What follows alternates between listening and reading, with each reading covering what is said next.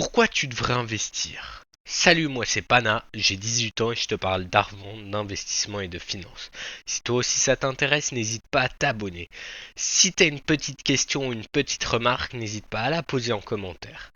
Sans plus tarder, pourquoi devrais-tu investir? Ma vision personnelle de l'investissement, c'est une des seules manières qui permet de faire croître son patrimoine sans devoir s'acharner et bosser comme un fou. Parce que oui, quand on veut faire croître son patrimoine avec les intérêts simples, on est obligé de bosser quelque part comme un fou. Parce que ce ne sont que des additions. Et le jour où on commence à faire des multiplications sur son argent, c'est quand même mieux, je pense. Certes, il y a aussi des divisions. Bon, petit disclaimer, faites attention, vous pouvez perdre tout votre capital. Je vais vous montrer un exemple.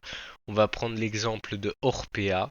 Ici, vous auriez pu, il y a 5 ans, investir 7000 euros. Aujourd'hui, vous auriez 5 euros. Oui, c'est possible. Un contre-exemple, Nvidia, il y a 5 ans, vous auriez pu investir 5 dollars. Vous auriez 135 dollars aujourd'hui. En valeur d'action. Après, il faut revendre. Voilà, les intérêts composés, c'est un petit graphe qui montre vraiment ça, c'est exponentiel. J'en ai parlé dans une autre vidéo, c'est vraiment important. Et en fait, on peut passer à côté de toute cette partie. Vous voyez ici l'air qu'il y a sous cette courbe, et ben ça, c'est ce qu'on peut ne pas avoir en n'investissant pas. Au plus la courbe monte, au plus ce sera élevé. Et ça, c'est ce qu'on aura en intérêt simple, donc déposé sur un livret d'épargne par exemple. Bon, je vais quand même parler de ce que j'ai pu gagner et perdre. Mon premier investissement, je suis perdant. Il y a différents investissements. Là, je parle des investissements financiers.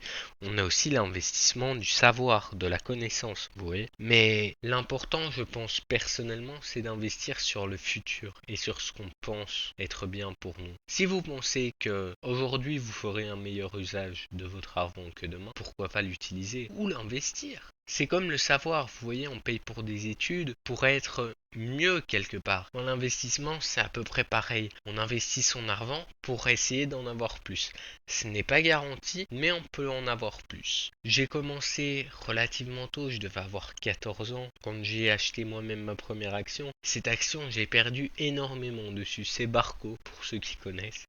Mais par après, j'ai commencé à un petit peu plus réfléchir à des stratégies et tout ça, ce qui m'a permis de plus gagner sur mes investissements, même si je dois dire, il y avait aussi une part de chance. Je dirais que je n'avais pas encore la mentalité pour investir en ayant pleine conscience de ce que je faisais de l'argent. Aujourd'hui, je pense déjà avoir une meilleure conscience de ça, et demain, j'en aurai encore une meilleure. C'est un peu comme les intérêts composés. Chaque jour, ça croît. Et ben voilà. Là, par exemple, vous pourriez passer, si vous avez 40 ans, enfin vous êtes passé à côté de sommes astronomiques d'argent. Si vous aviez déposé votre argent sur un indice style S&P 500. Parce que le S&P 500, on n'en parle pas assez, mais c'est quand même un super bon indice qui fait des performances exceptionnellement bonnes. Certes, il est volatile, ce qui signifie qu'il a beaucoup de fluctuations, mais ça reste quand même un des meilleurs indices. Je vous montre directement un graphique en un jour, histoire que vous puissiez voir. On voit qu'il a quand même des belles différences de volatilité.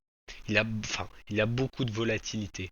Vous voyez qu'en quelques jours, il peut passer de 3300 dollars à 2100 dollars. Là, on se dit, waouh, il faut déposer minimum 3000 dollars et maintenant 6000 presque. Non, pas du tout. Il y a possibilité d'acheter des fractions de S&P 500, par exemple via d'autres fonds du style Amundi S&P 500. Je répète, c'est pas un conseil en investissement, mais on voit qu'historiquement le S&P a toujours surmonté les diverses crises, les diverses guerres, les divers problèmes qu'il y a pu y avoir sur Terre.